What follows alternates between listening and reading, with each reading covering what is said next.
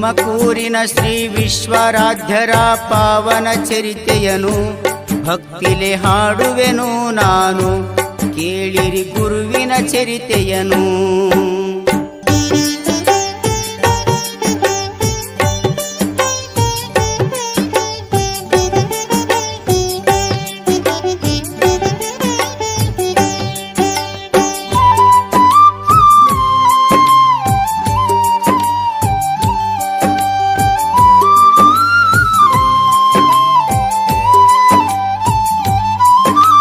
ಮಾತಾಪಿತರ ಮಾತಿಗೆ ಮಣಿದು ಹಿತದವರ ಹಿತ ನುಡಿಗಳಿಗೊಲಿದು ಮದುವೆಗೆ ಒಪ್ಪ್ಯಾರ ಸದ್ಗುರು ಮದುವೆಗೆ ಒಪ್ಪ್ಯಾರ.